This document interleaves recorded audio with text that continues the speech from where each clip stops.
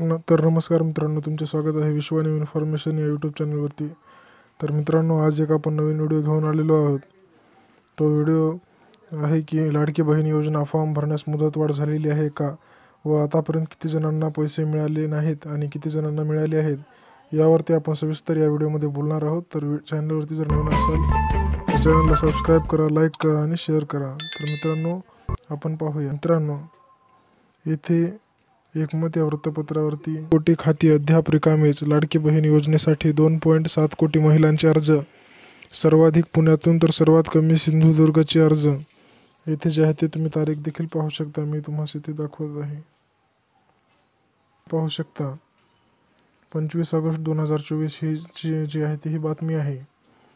येथे जे आहे ते हेडलाईन्स दिलेली आहे की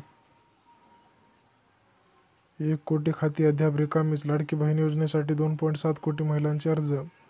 तर आतापर्यंत लाडकी बहीण योजनेसाठी 2.7 कोटी अर्ज महिलांचे जे आहे ते अर्ज आलेले आहेत, तिथे दिलेले आहे.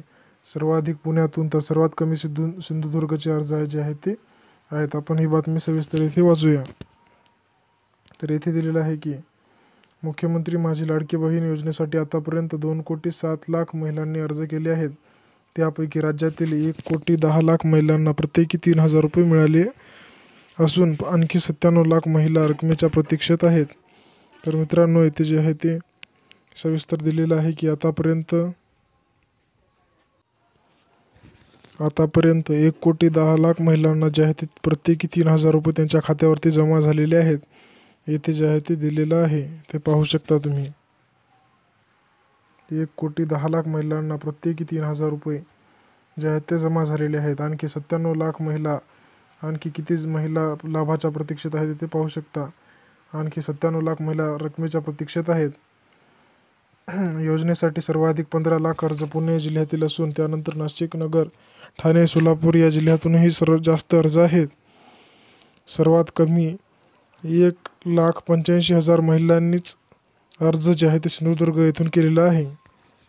विधानसभा निवडणुकीपूर्वी राज्यातील बहुतेक घरापर्यंत महायुती सरकारचा प्रचार व्हावा यासाठी सर्वोपरी प्रयत्न सुरू आहेत. राज्य शासनाच्या योजनांसाठी आता 50,000 योजनादूत नेमले जात आहेत. त्यासाठी त्यांना दरमहा 10,000 रुपयांचे मानधन दिले जाणार आहे. दुसरीकडे राज्यातील बहुतेक जिल्ह्यांमध्ये वचनपूर्तीचे मेळावे देखील घेतले जात आहेत. येथे जे आहे ते राज्य शासनाच्या योजनांसाठी आता 50,000 योजनादूत जे आहेत ते येथे नेमण्यात येणार आहेत.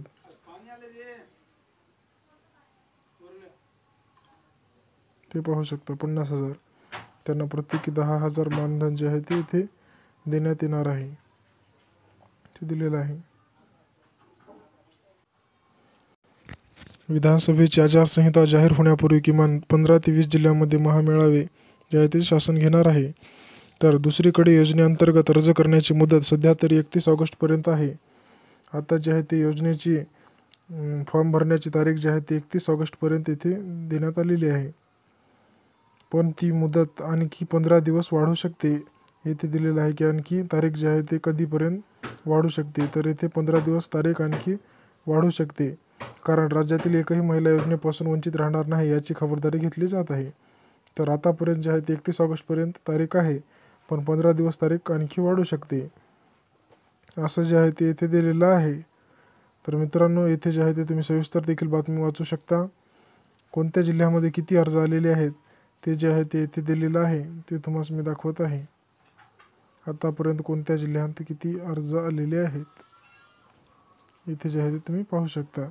प्रत्येकी 3.25 अर्ज आले. मुख्यमंत्री लाडकी बहीण योजनेसाठी आतापर्यंत 2,06,79,347 महिलांनी अर्ज केले आहेत. इथे सविस्तर दिलेलं आहे किती महिलांनी अर्ज जे आहेत ते केलेले आहेत. त्यापैकी 1,59,41,856 महिलांचे अर्ज मंजूर झालेले आहेत. तर इथे पाहू शकता किती जणांचे अर्ज मंजूर झालेले आहेत. तर 1,59,41,856 जणांचे जे आहेत ते अर्ज येथे मंजूर झालेले आहेत. आतापर्यंत पुणे जिल्ह्यातून सर्वाधिक 15,00,000 पुणे जिल्ह्यातून सर्वाधिक अर्ज आलेले आहेत, ते म्हणजे 15,00,000. नाशिक जिल्ह्यातून 12,15 येथे जे आहे ते अर्ज कोणत्या जिल्ह्यातून किती आलेले आहेत. तर मित्रांनो, तुम्हाला समजले असेल की मुदत जे आहे ते आणखी 15 दिवस वाढण्याची शक्यता आहे व कोणत्या जिल्ह्यामध्ये किती अर्ज आलेले आहेत आणि आतापर्यंत किती जणांना या योजनेचा लाभ मिळाला आहे. तर मित्रांनो, अशाच नवनवीन माहितीसाठी चॅनलला सबस्क्राईब करा, लाईक करा, व्हिडिओ आवडला असेल तर सबस्क्राईब करा, शेअर करा. धन्यवाद मित्रांनो.